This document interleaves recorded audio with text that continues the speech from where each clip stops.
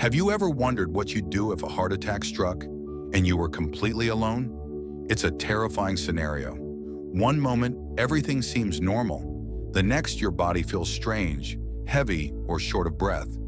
You reach for your phone, but panic sets in. Unfortunately, this isn't just a scary thought. It's a real danger that happens more often than most people realize. Millions of individuals live alone or spend large parts of their day in solitude, working remotely, traveling, or simply enjoying quiet time. But when a heart attack hits and there's no one around, your actions in the next few minutes could decide whether you live or die. Many people believe that if they ever experience a heart attack, someone will be nearby to help. But the truth is, survival depends heavily on what you do in those first 5 minutes. These minutes are critical. The heart muscle is starving for oxygen, and the damage begins almost immediately. What you do or fail to do could make the difference between walking out of the hospital or never getting there at all. The good news? Even if you're alone, you can survive a heart attack, but you must be prepared. You don't need to be a doctor, and you don't need fancy medical equipment. What you do need is knowledge and calm. In this video, we're going to walk through 7 simple, practical, and potentially life-saving steps you must take if you suspect a heart attack is starting and you're the only one around. Step 1. Recognizing the earliest warning signs. This is the most crucial and often the most overlooked step because it's not always obvious. Most of us expect a heart attack to feel like a sharp, crushing chest pain that drops you to the ground, like what we see in movies. But that's not always how it starts. In fact, real heart attacks often begin more like a whisper than a scream. The earliest signs can be incredibly subtle. One of the most common is a persistent, uncomfortable pressure or squeezing in the center of your chest. It might feel like something is sitting on you or like your chest is slowly being filled with concrete. It could also come and go, making you second guess whether it's serious. But here's the rule. If it lasts more than a few minutes, or if it goes away and comes back, treat it as a medical emergency. Don't wait. Don't brush it off. Other common symptoms include shortness of breath, even without chest pain, discomfort in other areas, such as the arms, back, neck, jaw, or stomach, lightheadedness or dizziness, breaking out in a cold sweat, nausea or a sense of indigestion that feels off. Here's the tricky part. These symptoms vary widely, especially between men and women. For example, women often report unusual fatigue, a burning sensation in the upper back, or mild jaw pain instead of sharp chest pain. Older adults may feel pressure rather than pain and dismiss it as gas, muscle strain, or just getting old. Let's look at a real example. Richard, 74, was sitting at his kitchen table when he felt a strange tightness under his collarbone. It wasn't painful, just odd. He thought it might be indigestion, but then he noticed he couldn't take a full breath, and his hands started to sweat. He remembered reading that not all heart attacks involve chest pain, so he stopped what he was doing, called emergency services, and chewed an aspirin while he waited. Doctors later told him that acting quickly likely saved his life. This is what Carl Jung might have called a moment of inner awareness, listening to your body's subtle messages before they become screams. Most of us are conditioned to ignore these sensations or tough it out. But when it comes to your heart, ignoring early signals is a gamble you can't afford to take. When your body starts whispering, pay attention. If you experience several of these symptoms together, stop everything. Don't try to wait it out or continue your tasks. This is the moment you must act. Don't second guess. Treat every symptom like it matters. The biggest mistake people make when having a heart attack is waiting too long. They convince themselves it's nothing. They Google symptoms. They lie down, hoping it will pass. But every minute that passes without treatment increases the risk of permanent heart damage. Or worse, the reality is your heart won't wait. The quicker you respond, the better your chances of survival and full recovery. Here's a simple rule. If you feel pressure, shortness of breath, fatigue, or any strange, nagging discomfort in your upper body, and it's not clearly linked to a known issue, assume it's your heart. You don't have to be sure. You just have to be safe. The mindset that saves lives. Now here's something critical. Panic won't help you. Presence will. It's easy to freak out the moment your body feels wrong, especially when you're alone. But staying calm gives your brain the power to take action. Remember, knowledge replaces fear. If you already know what to do, if you've rehearsed the steps mentally, your chances skyrocket. And that's what the rest of this video is all about. How to respond in the exact moment, step by step, what to chew, how to move or not move, when to call emergency services, and what to say. We'll also share subtle tricks that could help buy you crucial minutes when every second matters. So stay with us. The most important steps are still to come. Because surviving a heart attack when you're alone isn't just about luck. It's about knowing what to do and doing it fast. Number 2, calling emergency services immediately. Once you suspect that a heart attack may be starting, the very next thing you must do, without hesitation, is call 911. Do not wait to see if the symptoms go away. Do not try to drive yourself. And do not assume that you're overreacting. Calling emergency services is not only the fastest way to get help, it's the most effective thing you can do to stay alive. A heart attack isn't something you walk off. Every minute matters. The longer your heart muscle is starved of oxygen, the greater the damage. But when you call 911, trained professionals are already preparing as they drive toward you. They're bringing equipment, medication, and the ability to keep you alive if your heart stops on the way to the hospital. What's more, if your symptoms worsen quickly, which they often do, you won't be able to help yourself. That's why trying to drive is one of the most dangerous choices people make. You could lose consciousness, cause an accident, or delay your own care. Let the professionals come to you. Think about what happened to Linda, 78. She felt a strange ache in her left shoulder, followed by a wave of nausea and a cold sweat. She thought about calling her son, but then she remembered a nurse once telling her, "If you're alone and might be having a heart attack, call 911 first. Talk to your family later." She made the call. By the time the ambulance arrived, her symptoms had intensified, but the team was ready. They stabilized her on the spot. That phone call saved her life. You don't have to be sure you're having a heart attack to call for help. The dispatcher won't be upset if it turns out to be something else. In fact, they'd rather send help you didn't need than miss a chance to save your life. Keep your phone somewhere you can reach it easily, especially if you live alone. If you feel symptoms coming on and can't speak clearly, press the emergency call feature. Some phones have a shortcut to call for help, even when locked. Learn where it is and use it. If you're still watching this video and finding these insights valuable, please comment number 2 below to let me know you're here. And if you haven't subscribed yet, I recommend you subscribe and turn on the bell so you don't miss any videos. Your support helps us continue creating good content to inform and inspire you. Now let's move forward. Number 3, chewing an aspirin, slowly and calmly. After calling emergency services, the next most powerful action you can take is simple. Chew an aspirin, not swallow, chew, and do it slowly, even if your hands are shaking. If you have access to a standard 325 milligram aspirin, and you're not allergic or on a blood thinner that would contraindicate it, this one step can significantly increase your chance of surviving a heart attack. Aspirin works by thinning the blood. It helps slow or prevent the growth of a blood clot that may be blocking one of your coronary arteries, the very thing causing the heart attack in the first place. By chewing the tablet instead of swallowing it whole, you get it into your system faster. Studies have shown this can buy valuable minutes, sometimes even enough to restore some blood flow before help arrives. It's important not to take aspirin on an empty stomach unless absolutely necessary, but in the event of a heart attack, the risk of clotting far outweighs that concern. Also, don't take coated or delayed-release aspirin. If it's all you have, chew it anyway. You want the effects to start as quickly as possible.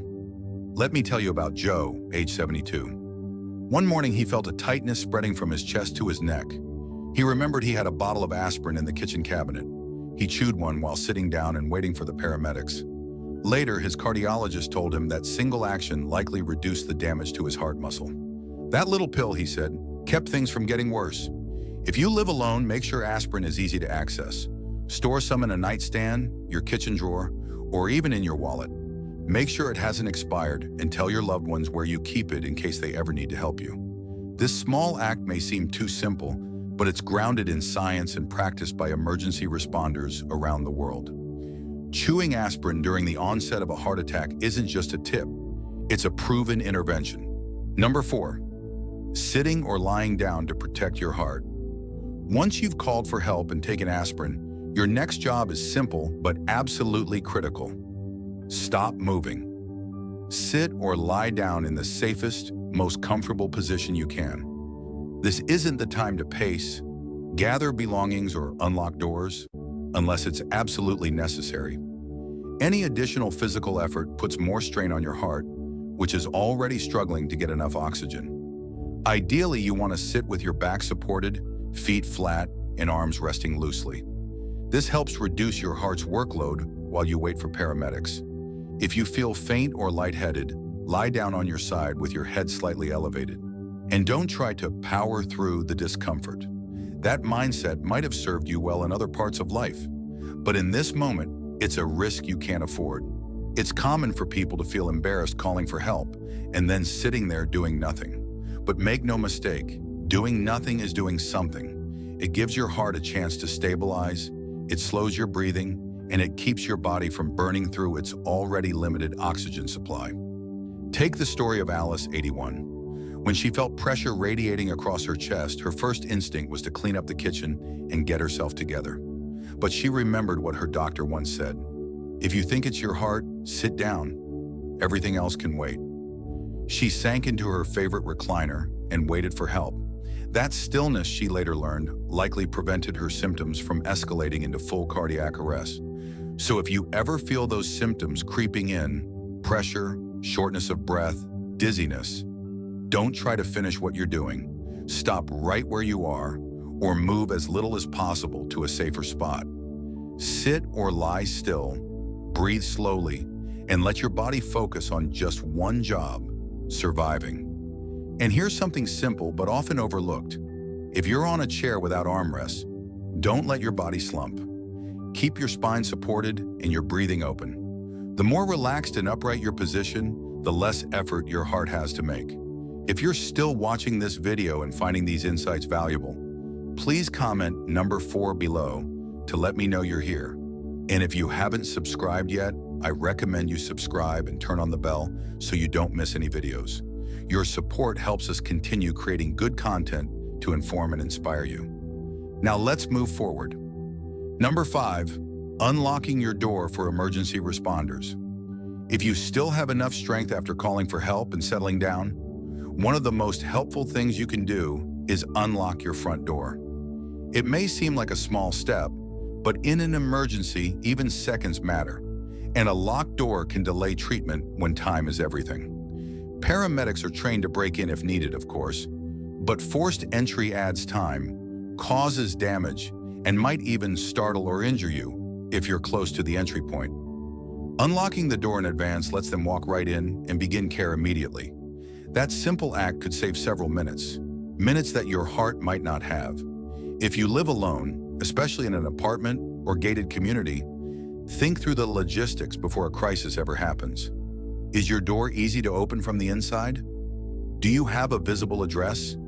Is there a spare key someone nearby can access? These are things that don't seem urgent until they suddenly are. Consider Paul, 76, who lives in a small condo. When his symptoms began, he called 911, chewed an aspirin, and unlocked his door, all in under 2 minutes. The paramedics said that single action helped them reach him 30 seconds faster and saved them from having to break in. That's the last thing I would have thought of, he later said, but it might have been what got me help just in time. If walking to the door feels too risky, don't do it. Sit down and focus on your breathing. But if you're close to the door and feel steady enough to reach it safely, go ahead and unlock it. You might also consider a smart lock with remote access, a medical lockbox for your key. These are especially helpful if you live alone or have mobility challenges. It's a small act of preparation, but it sends a message to the people coming to save you. You're ready. You've done your part. Now it's their turn to do the rest. Number 6, using your phone's speaker or medical ID features. If you're waiting alone during a heart attack, your phone becomes more than just a communication tool. It becomes your lifeline. One of the smartest things you can do in that moment is to switch to speakerphone. This allows you to talk to emergency responders hands-free, so you can focus on breathing and staying as calm as possible, without needing to grip your phone tightly or hold it to your ear. When you're under distress, even the act of holding something to your ear can make it harder to breathe. When you're under distress, even the act of holding something to your ear can make it harder to breathe. Using speakerphone not only reduces physical strain, but it also allows the dispatcher to hear you more clearly. If you suddenly become too weak to talk, it lets them listen for signs of your condition in the background. Your breathing, your movements, even your tone. Beyond that, every smartphone now includes something just as critical, your emergency medical ID. On an iPhone, it's accessible from the lock screen. On Android, there's usually a similar feature. It holds vital information: your age, allergies, medications, and medical conditions. If you're unconscious when paramedics arrive, this data can save time and guide life-saving decisions. Take Susan, 79. She passed out just moments before help arrived, but because her phone had her medical ID set up, paramedics immediately knew she was diabetic and allergic to penicillin. That saved them from giving her something that could have made things worse, and they were able to call her daughter using the emergency contact listed in her phone. Setting up this information takes less than 5 minutes, and it lasts forever.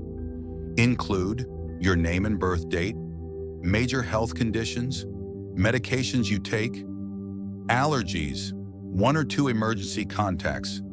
It's not just for tech-savvy people. It's for anyone who might one day need help when they can't speak for themselves. So if you ever feel the first signs of a heart attack coming on, use speakerphone. Stay connected. Trust the calm voice on the other end.